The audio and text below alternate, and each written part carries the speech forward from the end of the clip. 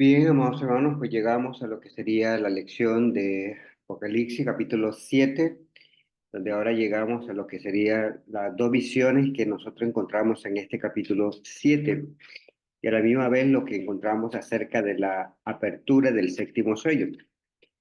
Y, y es lo que vemos, el capítulo 7 decía, del versículo 1 hasta el versículo 17, acerca de esta lección que nosotros llevamos. El propósito que llevamos en esta lección es aprender de los 144.000 y la multitud que está presentada en este capítulo. Y la pregunta que nos lleva, pues, es ¿quiénes son? Y la pregunta que también se resuena dentro del mismo capítulo, ¿de dónde han venido? Tenemos que, a manera de introducción, pues en esta lección, como miramos, haciendo un recordatorio, lo que era el capítulo 4 y 5, la visión o la atención que nos llevó Juan en esos dos capítulos es volcar nuestra mirada a lo que estaba sucediendo en el cielo, y es exactamente lo que nosotros encontramos en esos dos capítulos. Capítulo 6 nos regresa a la tierra acerca de lo que sucede con los seis sellos que se abren en el capítulo. Y luego lo que nos vemos en este capítulo es básicamente viene siendo que nos traslada una vez más a lo que pasa en el cielo, qué es lo que realmente sucede ahí.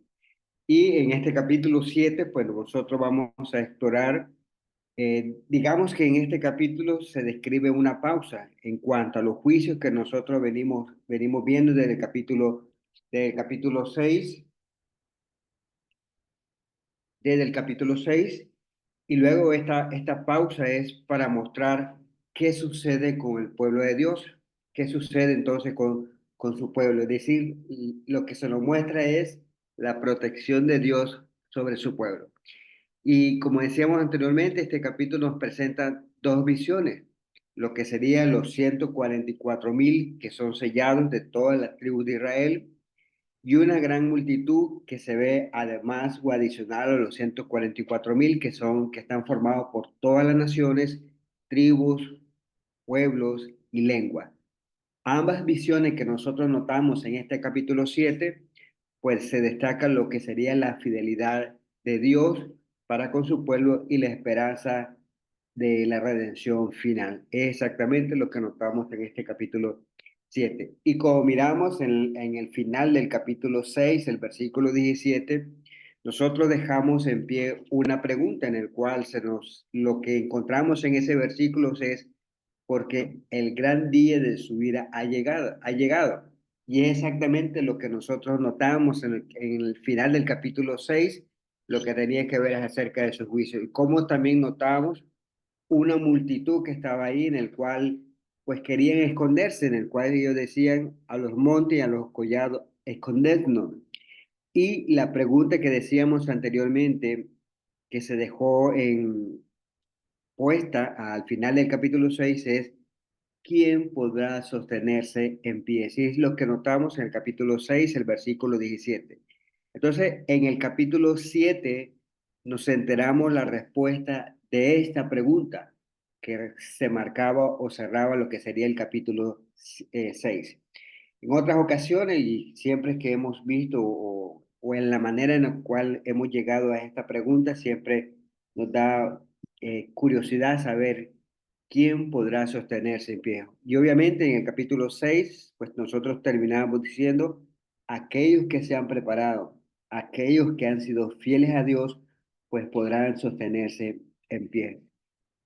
Pero el capítulo 7 pues, nos da la respuesta que necesitamos escuchar y que a la misma vez pues son de gran ayuda para nosotros. Para tener en mente o en contexto de lo que nosotros vamos a estudiar, pues sería bueno que leyésemos el capítulo 7 para tener una idea completa de lo que vamos a tratar en esta noche. Capítulo 7 de Apocalipsis, versículo 1 dice así. Igual manera está proyectado en la pantalla para que puedan visualizarlo de esa manera. Verso 1 dice, después de esto vi a cuatro ángeles en pie sobre los cuatro ángulos de la tierra, que detenían los cuatro vientos de la tierra. para que no soplase viento alguno sobre la tierra, ni sobre el mar, ni sobre ningún árbol. Verso 2. Vi también a otro ángel que subía de donde sale el sol, y tenía el sello del Dios vivo, y clamó a gran voz a los cuatro ángeles, a quienes se les había dado el poder para hacer daño a la tierra y al mar. Verso 3, y diciendo, no haga daño a la tierra, ni al mar, ni a los árboles, hasta que hayamos sellado en sus frentes a los siervos de nuestro Dios. Y oí el número de los sellados, 144,000 sellados de todas las tribus de los hijos de Israel. De la tribu de Judá, 12,000 sellados. De la tribu de Rubén, 12,000 sellados. De la tribu de Gad, 12,000 sellados. De la tribu de Aser, 12,000 sellados. De la tribu de Nextalí, 12,000 sellados. De la tribu de Manasés, 12,000 sellados. De la tribu de Simeón, 12,000 sellados. De la tribu de Leví, 12,000 sellados. De la tribu de Isaacar, 12,000 sellados. De la tribu de Zabulón, 12,000 sellados. De la tribu de José, 12,000 sellados. De la tribu de Benjamín, 12,000 sellados. Verso 9. Después de esto miré y aquí una gran multitud, la cual nadie podía contar, de todas las naciones y tribus y pueblos y lenguas, que estaban delante del trono y en la presencia del Cordero, vestidos de ropas blancas y con palmas en las manos. Y clamaban a gran voz diciendo, la salvación pertenece a nuestro Dios, que está sentado en el trono y al Cordero. Verso 11. Y todos los ángeles estaban en pie alrededor del trono y de los ancianos y de los cuatro seres vivientes. Y se postraron sobre su rostro delante del trono y adoraron a Dios. Verso 12.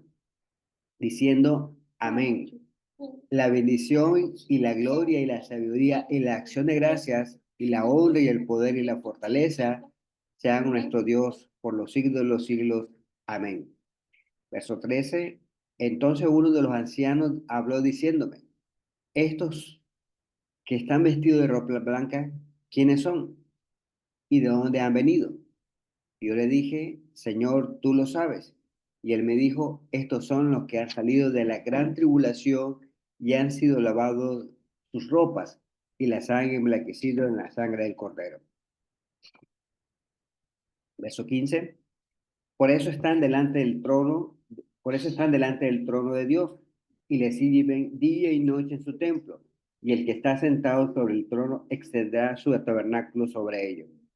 Ya no tendrán hambre ni sed, y el sol no caerá más sobre ellos, ni calor alguno, porque el Cordero que está en medio del trono los pastoreará y los guiará a la fuente de agua de vida, y enjugará todas las lágrimas de los ojos de ellos.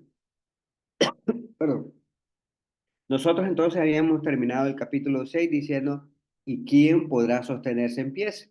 Y miren exactamente lo que notamos en el versículo 9. Dice, después de esto miré y una gran multitud, la cual nadie podía contar de todas las naciones y tribus y pueblos y lenguas que estaba delante del trono y de la presencia del Cordero, vestido de ropas blancas y con palmas en las manos. El verso 14 pues da tanto el 9 y el versículo 14 de la respuesta, en el cual dice, yo le dije, Señor, tú lo sabes. Y él me dijo, estos son los que han salido de la gran tribulación y han lavado sus ropas y las han emblanquecido en la sangre del Cordero. Y es exactamente lo que nosotros notamos, nos responde acerca de la pregunta que dejó en pie. Pero algo más que podemos aprender de este capítulo es lo que notamos a continuación. El versículo 1 hasta el versículo 8 comienza a hablarnos acerca de la primer visión que nosotros encontramos ahí. Y es exactamente acerca de los 144,000 que son sellados. Sin más preámbulo, entonces entremos a lo que nosotros notamos en esta primera visión. Lo primero que notamos es acerca de los ángeles que están reteniendo los vientos. Y es lo que notamos en el versículo 1, en el cual dice, después de esto vi cuatro ángeles en pie sobre los cuatro ángulos de la tierra y que detenían los cuatro vientos de la tierra para que no soplase viento alguno sobre la tierra, ni sobre el mar, ni sobre ningún árbol. Lo que notamos entonces aquí, déjame hacer algo por aquí. Lo que notamos aquí es lo que nos dice el versículo. Dice cuatro ángeles y a la misma vez dice que detenían los cuatro ángulos de la tierra. Una vez más, se ve la acción de ellos que están deteniendo los vientos, pero a la misma vez eso que detiene los vientos, pues están simbolizando una pausa en el juicio divino para proteger a aquellos que serán elegidos por parte de Dios. Y miren que lo que se menciona aquí, los cuatro ángulos de la tierra, pues también es una simbología o símbolo que se usa en el Antiguo Testamento y que de igual manera, pues lo que encontramos en el caso de Juan, pues vuelve a usar estos símbolos que para los judíos ya eran muy conocidos. Miremos o vayamos a Isaías capítulo 11, el versículo 12, donde realmente nosotros encontramos el uso de este signo, de este símbolo. Isaías capítulo 11, el versículo 12, pues dice de esta manera, y levantarán pendón a las naciones y juntará los desterrados de Israel, y reunirá los esparcidos de Judá de los cuatro confines de la tierra. Este uso, haciendo referencia a los cuatro confines de la tierra, pues denota o reúne de manera muy completa lo que sería todo lo que estaba habitado. No nos está diciendo en un momento pues que la tierra fuese plana como lo que en su momento se dijo estos grandes hombres de la ley, o filósofos, digámoslo así, en el caso de, creo que era Galileo, Aristóteles. Bueno, creo que ellos decían lo contrario, que era redonda y por eso lo obligaron a poder retroceder y retractarse lo que la iglesia en ese momento pues se mencionaba. Pero aquí el uso de los cuatro confines de la tierra, pues básicamente pues es un símbolo que notábamos que lo utiliza Isaías. Y si nosotros vamos a lo que sería el libro de Ezequiel, capítulo 7, el versículo 2, pues también encontramos la misma idea. Tú, hijo de hombre, así ha dicho Jehová el Señor a la tierra de Israel. El fin, el fin viene sobre los cuatro extremos de la tierra. Entonces, tanto Isaías como Ezequiel, pues utilizan esa misma expresión, cuatro extremos de la tierra, y que de igual manera, pues es el mismo símbolo que utiliza y, Juan, cuando hace referencia a los cuatro ángulos de la tierra, a los cuatro extremos de la tierra. Detenía entonces, dice, los cuatro vientos de la tierra. Debe entenderse entonces que esta expresión es, o debe ser es el mismo significado que nosotros encontramos tanto en Isaías como en Ezequiel. Vayamos a la última cita que tenemos ahí registrada, que es Hebreos capítulo 13, el versículo 5. Y la parte en la cual se conecta es acerca de lo que nosotros notamos en el mismo pasaje de Apocalipsis 7:1, en el sentido de que el Señor, o esta acción de detener para que no soplase los vientos, algunos sobre la tierra, ni sobre el mar, ni sobre ningún árbol, es porque realmente el Señor ha dado su promesa de no desampararnos. Miren lo que dice 13:5 de Hebreo. Sean vuestras costumbres en avaricia, contentos con lo que tenéis ahora, porque Él dijo, no te desampararé ni te dejaré. Aquí el contexto hablado acerca de Hebreos 13, pues tiene que ver con el contentamiento y es lo narrativo, lo curioso que vemos al fin, de Hebreos, que al final del capítulo 3 o al final de toda la epístola, pues son muchas exhortaciones y una de ellas pues tiene que ver con la avaricia, perdón, con el contentarnos. Volviendo entonces a lo que encontramos en Apocalipsis capítulo 7, el versículo 1, pues lleva la idea de conectarnos con Hebreo en el sentido de que Dios está proveyendo protección en base a la promesa que encontramos en Hebreo de acerca de que el Señor no nos va a dejar, no nos va a desamparar, y es exactamente lo que al inicio de esta visión es lo que realmente nosotros encontramos. El siguiente versículo o los siguientes versículos de Apocalipsis capítulo 7, el verso 2 al versículo 3, lo que notamos aquí es al ángel con el sello del Dios vivo, en el cual pues dice de esta manera: vi también a otro ángel que subía de donde sale el sol y tenía el sello del Dios vivo, y clamó a gran voz a los cuatro ángeles a quienes se le había dado el poder para hacer daño a la tierra y al mar, diciendo: no hagáis daño a la tierra, ni al mar, ni a los árboles, hasta que hayamos sellado en su frente a los siervos de nuestro Dios. Entonces notamos que lo que se nos indica en estos dos versículos es un ángel con el sello de Dios ordena a los otros ángeles que encontramos en el versículo 7, primero, que no dañen hasta que los siervos de Dios pues sean sellados en su frente. La acción entonces que encontramos acerca de sellar su frente, pues esto simboliza la protección y en cierto sentido la propiedad de Dios. Tenemos el contexto que encontramos en Ezequiel capítulo 9, el verso 1 hasta el versículo 7, acerca de este uso de este símbolo. Ezequiel entonces, capítulo 9, verso 1 hasta el 7, pues dice así: clamó en mis oídos con gran voz diciendo: los verdugos de la ciudad han llegado, y cada uno trae en su mano su instrumento para destruir. Y he aquí que 6 varones venían del campo de la puerta de arriba que mira hacia el norte. Cada uno traía en su mano su instrumento para destruir. Y entre ellos había un varón vestido de lino, el cual traía a su cintura un tintero de escribano. Y entrados se pararon junto al altar de bronce. Verso 3. Y la gloria de Dios se elevó encima del querubín, sobre el cual había estado al umbral de la casa. Y llamó Jehová al varón vestido de lino que tenía a su cintura el tintero de escribano. Verso 4 dice: y le dijo: Jehová pasa por en medio de la ciudad, por en medio de Jerusalén.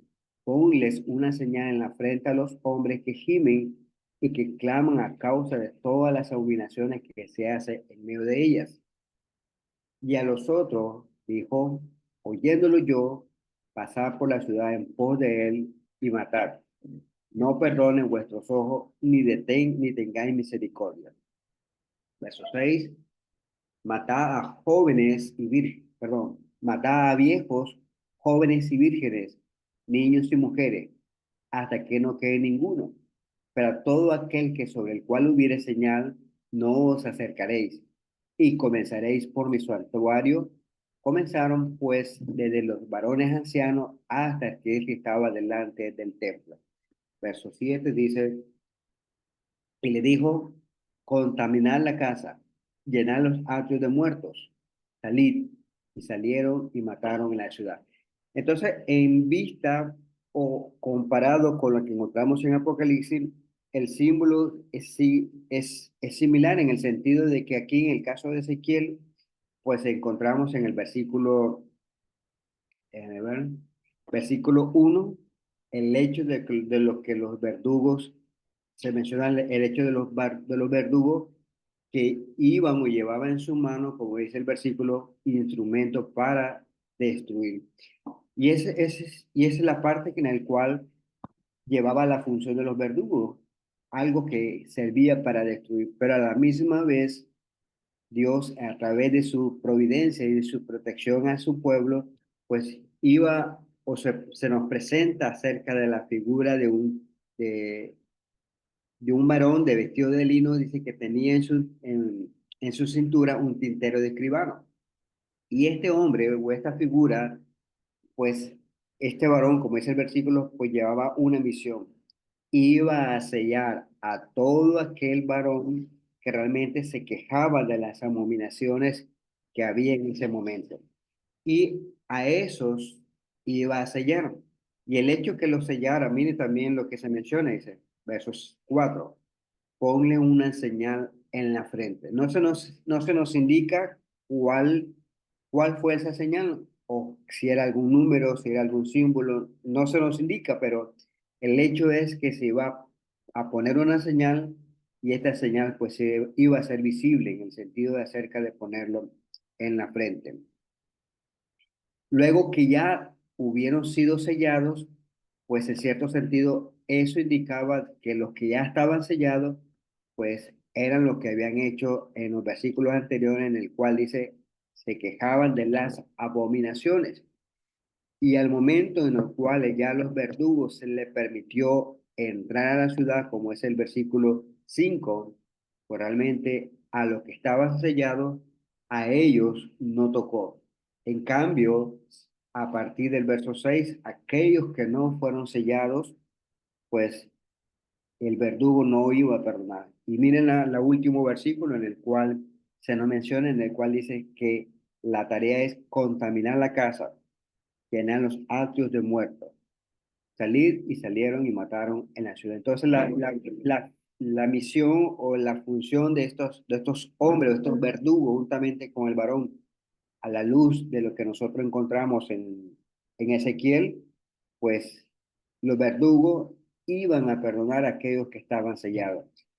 Volviendo entonces ahora a Apocalipsis, lo que nosotros notamos es que estos ya no son verdugos, no se nos mencionan verdugos, sino se nos menciona ángeles, a los cuales tenían la función de ejercer juicio. Y a la misma vez, pues también dice, ellos, había un ángel en el cual pues tenían la tarea de sellar. Y lo que se ve al versículo 3 al finalizar dice, no hagas daño a la tierra, ni al mar, ni a los árboles, hasta que hayamos sellado en su frente a los siervos de nuestro Dios. La misma tarea que hizo el escribano, sellar, y una vez que ya estaban sellados, pues a los verdugos se les permitió entrar. Entonces vemos que a la luz de Ezequiel, mismo símbolo, mismo significado en Ezequiel, mismo significado en Apocalipsis. Allá eran verdugos con el varón que era escribano, pero aquí se nos menciona que eran ángeles. ¿Cuál era la función del escribano? Sellar a aquellos en los cuales se quejaban de las abominaciones. En el caso de aquí, el ángel pues iba a sellar y ya nos dice los siguientes versículos a quienes iba a sellar. Hablar un poco más acerca de sellos, pues los sellos eran usados en el Antiguo Testamento con el propósito de proteger o asegurar o a la misma vez demostrar autoridad, demostrar la genuinidad de los documentos. Entonces el sello era usado en mucho, en la misma forma que una marca era usada para identificar la propiedad de un ganado o una firma es usada para identificar o autenticar ese cheque, pues un sello oficial es usado en un documento gubernamental para declarar su autenticidad. La misma documentación que nosotros vamos a una notaría, estampamos nuestra firma y de esa manera, pues eso indica que el documento que yo estoy firmando, pues es válido. Entonces vemos que el uso del sello en Ezequiel indicaba protección, indicaban entonces que, que esto era asegurarles que los verdugos no le iban a hacer nada. En el caso entonces de Apocalipsis lleva también la misma idea, asegurar, proteger a lo que el ángel pues iba a marcar a marcar. Ya miraremos si lo menciona en su frente. Continuando entonces, llegamos a lo que sería al versículo 4, el número de los sellados. Dice el versículo 4, y oí el número de los sellados, 144,000 sellados de todas las tribus de Israel. Aquí sí ya se nos indica, sí se nos indica el número que iba a ser de los sellados. Y se especifica entonces que los sellados iban a ser 144,000 de la tribu de los hijos de Israel. Pero debemos de tener en cuenta entonces que este número, pues, es simbólico. Simbólico en el sentido de que simboliza la plenitud del pueblo de Dios, representando entonces tanto a Israel como a la iglesia. Si nosotros notamos, son 12 tribus registradas en cada tribu de Israel, lo cual entonces, cuando nosotros vemos este número 12 como ya lo habíamos visto en la introducción del libro de Apocalipsis, el número 12 es representativo y significa perfección o calidad de completo. De tal manera que si nosotros notamos en el Antiguo Testamento, hubieron 12 tribus. Y eso lo podemos constatar más en la siguiente diapositiva que quisiera mostrar. Y a la misma vez también tenemos 12 apóstoles, que eso es lo que notamos en el Nuevo Testamento y que en cierto sentido pues representaría a la iglesia. Número 12 de los tribus de los judíos multiplicado por 12 apóstoles, pues llevamos ya 144. Multiplicado entonces por 1000, que también el número 1000 pues indica o manifiesta un número simbólico, y este significado de 1000 en el Apocalipsis significa un gran número. Por lo cual entonces tenemos 12 por 12 por 1000, llegamos entonces al número que sería 144.000. Como decía anteriormente, pues el 144.000 es un número simbólico en el cual pues se está representando a los fieles de Dios en ese tiempo, hablando acerca de lo que podíamos contar en el antiguo como en la iglesia, y de los hermanos que en ese momento pues estaban sufriendo. Y es exactamente lo que nosotros notamos que, que sería uno de los pensamientos básicos del Nuevo Testamento, es que la iglesia pues es el Israel verdadero. Y miremos lo que notamos en estos versículos para poder afirmar o confirmar este pensamiento. En Romanos capítulo 2,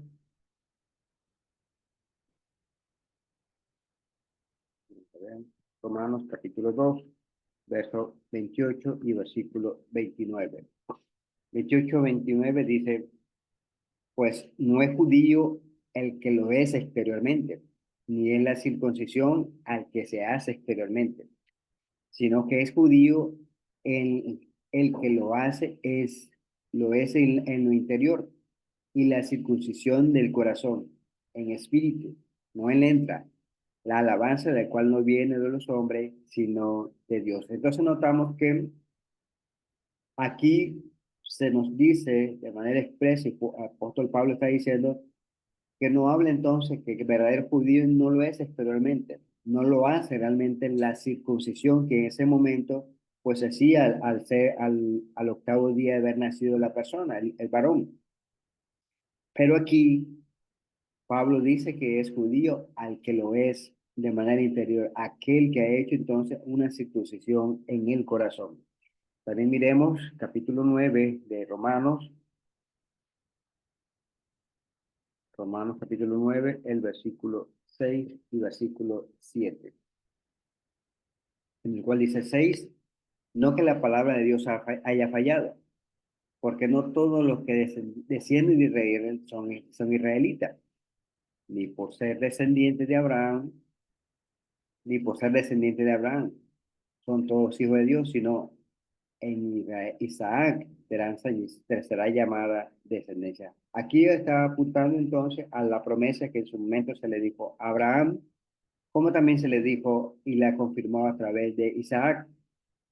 Entonces vemos que el verso 6 es muy exacto en lo que queremos tratar y demostrar. Dice, no todos los que descienden de Israel son israelitas. Y ahí en esta frase entonces se nos introduce a nosotros que no somos descendientes de este pueblo, pero a través de obedecer el Evangelio, a través de haber sido creído a ese mensaje, pues realmente nos convierte en un Israel que es en un sentido espiritual. Gálatas también, que es la otra cita que nosotros tenemos allí.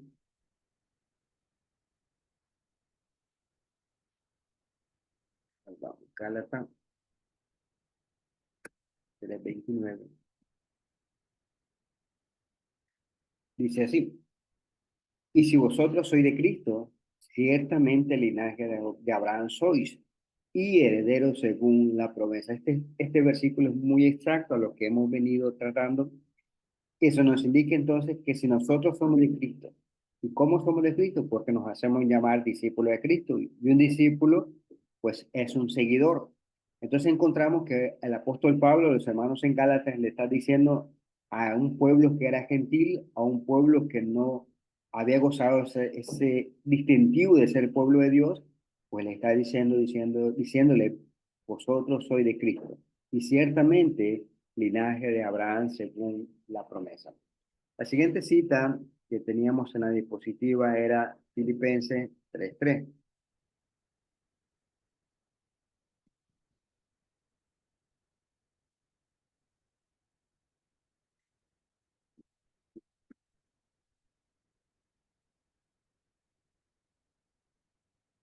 Filipenses 3:3. Dice así Filipenses 3:3. Porque somos la circuncisión, lo que en espíritu servimos a Dios y nos gloriamos en Cristo Jesús, no teniendo la confianza en la carne. Y aquí vemos que también se asemeja a lo que venimos discutiendo y a lo que nosotros encontramos en el Evangelio de Juan, diciendo en el cual se decía de que Dios busca verdaderos adoradores, adoradores que le adoren en espíritu y en verdad. Y aquí el apóstol Pablo una vez más le dice a los hermanos en Filipos que en espíritu servimos a Dios y nos gloriamos en Cristo Jesús. Y de esa misma manera, pues el apóstol Pablo nos dice que somos de la circuncisión.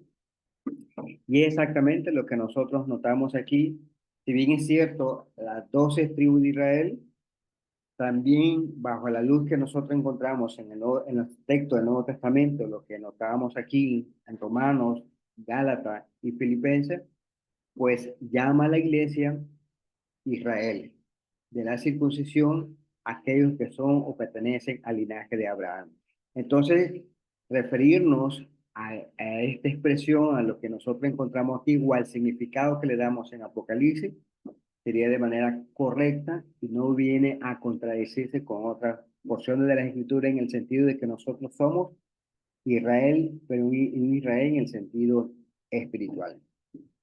Yendo más adelante, vemos lo que veníamos hablando acerca de las tribus en los versículos 6, del 5 al 8, pues se nos refiere acerca de las tribus de Israel. Dice el versículo, de la tribu de Judá, 12,000 sellados. De la tribu de Rubén, 12,000 sellados. De la tribu de Gad, 12,000 sellados. De la tribu de Jazer, 12,000 sellados. De la tribu de Nextalí, 12,000 sellados. De la tribu de Manasés, 12,000 sellados. De la tribu de Simeón, 12,000 sellados. De la tribu de Leví, 12,000 sellados. Y de la tribu de Isaacar, 12,000 sellados. De la tribu de Zabulón, 12,000 sellados. De la tribu de José, 12,000 sellados. De la tribu de Benjamín, 12,000 sellados. Y con esto, pues quisiera apoyarme con la siguiente diapositiva para que sea un poco más comprensible. Es esta. Ok, teniendo en cuenta que del versículo 5 al 8 se nos habla acerca de las 12 tribus de Israel. Cada tribu pues debía de aportar o se iban a sellar 12,000 de cada una. Y hablando entonces de este número 12,000, pues está simbolizando la totalidad y la unidad del pueblo de Dios. Ahora, hay algo curioso que se nos ve, que nosotros notamos aquí. Si nosotros consideráramos las 12 tribus de Israel de manera literal, pues vamos a ver entonces de que no se están considerando dos tribus de las que inicialmente se mencionan, que serían de las 12 tribus mencionadas en Génesis. Por eso decimos que las tribus mencionadas en Apocalipsis son literal. Por ejemplo, o vayamos al listado que nosotros tenemos. En Génesis capítulo 7, del capítulo 7, el verso 5 al 8, de lo que leíamos, está, se menciona a Judá, una vez más por acá. Se nos menciona a Judá, se nos menciona a Rubén, Gad, Aser, Nextalí, Manasés, Simeón, Leví, Isaacar, Zabulón, José y Benjamín. Si nosotros comparamos el listado que nosotros tenemos en Génesis capítulo 49, se nos menciona el siguiente listado: Rubén, Simeón, Leví, Judá, Dan, Nextalí, Gad, Aser, Isaacar, Zabulón, José y Benjamín. Si nosotros hacemos un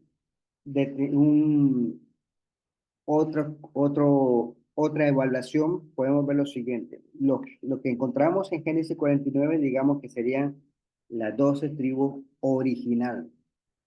Pero si nosotros la comparamos con las 12 tribus que entraron y tomaron posesión de la tierra de Israel, o de la tierra prometida, vamos a ver entonces que ahí tendríamos que descartar a Leví y a José. En otras palabras, sería Rubén, Simeón, Manasés, Judá, Dan, Nextalí, Gad, Aser, Isaacar, Zabulón, Efraín y Manasés. Lo que he hecho en este listado que acabo de mencionar es, he quitado Leví y he tomado el nombre de Manasés, que es uno de los hijos de José. Y en lugar de José, pues es tomado Efraín. Entonces, la tribu, es decir, que tendríamos tres listados diferentes de la tribu de Judá. La de Génesis 49, la que entró y tomó posesión de la tierra prometida, y la mencionada en en Apocalipsis capítulo 7. A lo que quiero llegar es lo siguiente: si nosotros tomásemos a la tribu de Israel de manera literal, en base a lo que nosotros encontramos en Apocalipsis, pues realmente no se incluye Dan, la tribu de Dan. Si nosotros tomásemos el listado de la tribu de Judá, que fue la que tomó posesión, pues tampoco no se menciona Efraín, que sería, no se mencionaría uno, Dan y Efraín. Entonces, a lo que quiero llegar, espero, disculpe que sea muy reiterativo. Es decir, si nosotros tomásemos de manera literal la tribu de Judá, que son los que irían al cielo, pues esto excluiría a personajes fieles como lo fue Josué, que realmente pertenecía a la tribu de Efraín, que es uno de los que estaría excluido según el listado de Apocalipsis. Miremos aquí rápidamente cuando encontramos Efraín, aunque sí estaría de manera implícita dentro de José, pero no se menciona. Está bien entonces que José no es ninguna tribu, sino que se divide en dos, pues no está mencionada en Apocalipsis. Y la siguiente tribu que no se menciona es el caso de Dan. Una vez más, haciendo el barrido rápido del listado de Apocalipsis, no se menciona. Y de la tribu de Dan, pues ahí nosotros tenemos al otro juez que, que dirigió al pueblo de Israel, como lo es Sansón. Entonces, si se tomásemos literal, Efraín, Josué, que es de Efraín, no entraría al cielo. Sansón, que es de la tribu de Dan, tampoco se menciona, no entraría en el cielo. Pero irónicamente, ambos personajes de los que estamos hablando, Josué y Sansón, pues se menciona allá en los grandes hombres de la fe, en lo que mencionamos y encontramos en Hebreos capítulo 11. Lo que notamos entonces en esta visión, o el mensaje que es comunicado, es: antes de que se visite una destrucción total sobre la tierra, se debe de asegurar al pueblo en medio de ella. Así que un ángel anuncia diciéndonos, o diciendo: no dañen la tierra, ni al mar, ni a los árboles, hasta que hayamos hallado a los siervos de nuestro Dios en su frente. ¿Quiénes? Si tomásemos literal, pues sería esto, pero ya decíamos que hombres se quedarán excluidos. Lo lógico y la interpretación que debemos de tomar de las 12 tribus de Israel mencionada en Apocalipsis es una Israel espiritual. Es una, además de ser espiritual, pues hace referencia a lo que nosotros encontramos o hacemos referencia a lo que sería al pueblo de Israel, no al pueblo de Israel, disculpe, sería a la iglesia, que es lo que nosotros notamos en base a los textos que nosotros vemos aquí en esta diapositiva que miramos acerca de que serían los textos de Romanos, Gálatas y Filipenses. Amados hermanos, pues creo que hemos tocado la primera parte. Déjenme hacer una, no sé si termino la presentación aquí, déjenme hacer algo por aquí.